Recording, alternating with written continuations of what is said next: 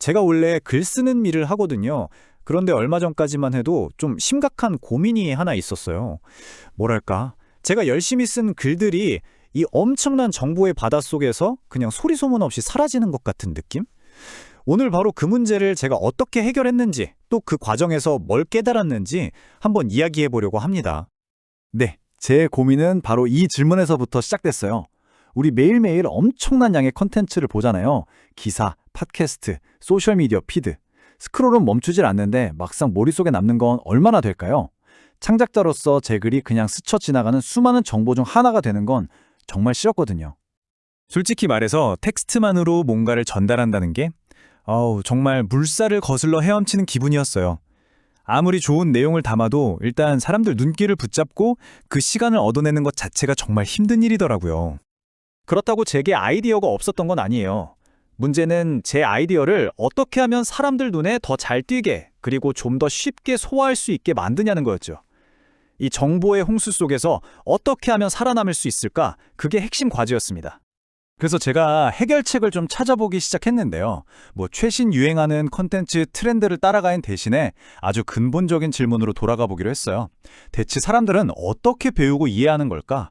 저는 그 답을 교육과학에서 찾아보기로 했습니다. 와, 근데 여기서 진짜 재밌는 걸 하나 발견한 거예요. 바로 블룸의 학습 목표 분류라는 건데요. 이게 뭐냐면 우리가 어떻게 배우는지를 보여주는 일종의 지도 같은 거예요. 단순히 정보를 아는 것부터 시작해서 뭔가 새로운 걸 창조해내는 단계까지 학습에도 레벨이 있다는 거죠. 자, 여기 한번 보세요. 학습은 그냥 지식을 아는 데서 시작해서 이해, 적용, 분석, 평가를 거쳐서 마침내 창조라는 가장 높은 단계까지 올라가요. 이 모델이 말하는 핵심은 뭐냐면 무언가를 직접 만들어보는 이 창조야말로 가장 깊고 오래가는 학습이라는 거예요. 바로 이 부분에서 뭔가 딱 감이 오더라고요. 그리고 여기에 또 다른 이론이 하나 더 있었어요.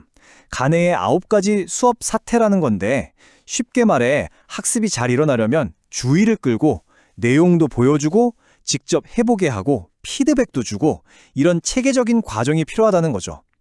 자, 이제 이론은 충분히 알았어요. 그럼 이걸 실제로 구현해줄 도구가 필요했죠. 바로 그때였어요. 제가 고민하던 이 모든 것, 그러니까 학습 이론과 제 현실적인 문제를 딱 연결해줄 것 같은 새로운 도구를 발견한 거죠. 어쩌면 제 창작 과정에 엄청난 파트너가 될 수도 있겠다는 생각이 들었습니다. 그게 바로 구글의 노트북 M이었습니다. 이게 뭐냐면 복잡한 텍스트 자료를 집어넣으면 그걸 바탕으로 해서 이해하기 쉬운 시각 자료로 뚝딱 만들어주는 AI 도구였어요.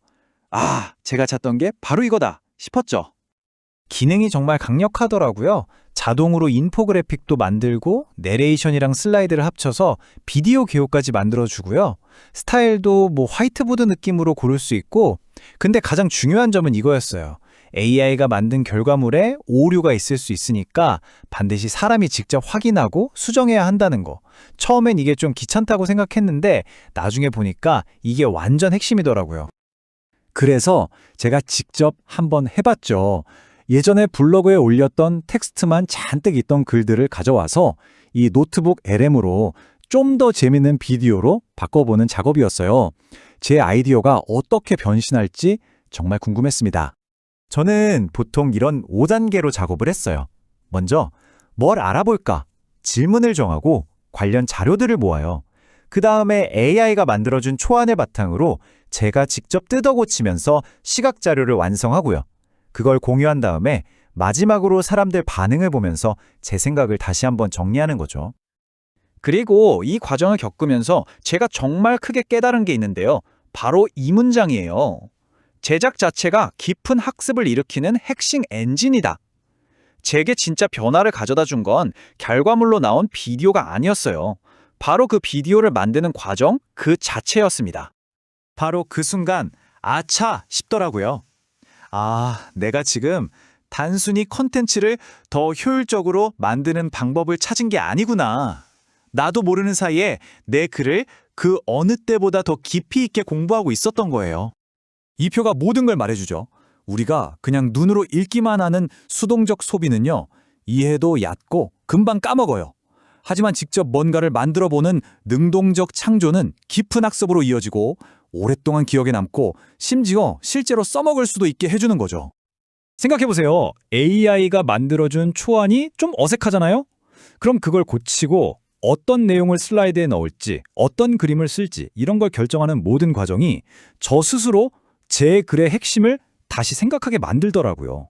그러니까 AI가 틀린 걸 제가 고쳐주면서 역설적으로 제 이해가 완벽해지는 거죠. 인간의 개입이 단점이 아니라 진짜 학습을 가능하게 하는 최고의 장치였던 겁니다. 자, 제 경험을 쭉 말씀드렸는데 이걸 통해서 저는 AI 도구를 보는 관점이 완전히 바뀌었어요. 그리고 아마 이 관점이 여러분에게도 새로운 가능성을 열어줄 거라고 생각합니다. 그러니까 새로운 패러다임은 바로 이겁니다. AI는 우리 생각을 대신해주는 기계가 아니에요. 우리의 창조 과정을 돕고 우리의 생각을 오히려 더 깊게 만들어주는 아주 훌륭한 파트너인 거죠. 결국 진짜 내 지식으로 만들려면 그냥 정보를 받아들이는 걸로는 부족해요. 누군가에게 설명하듯이 가르쳐보고 머릿속 생각을 눈에 보이게 그려보고 마침내 새로운 무언가를 창조해낼 때 비로소 그 지식은 온전히 내 것이 되는 겁니다. 그러니 이제 우리에게 중요한 질문은 바뀌어야 합니다. 단순히 뭘 배울까? 여기서 그치는 게 아니라 내가 아는 걸로 뭘 만들어낼 수 있을까? 이걸 고민해야 할 때가 온 거죠. AI라는 이 강력한 파트너와 함께라면 여러분이 가진 지식은 생각보다 훨씬 더 놀라운 결과물로 재탄생할 수 있을 겁니다.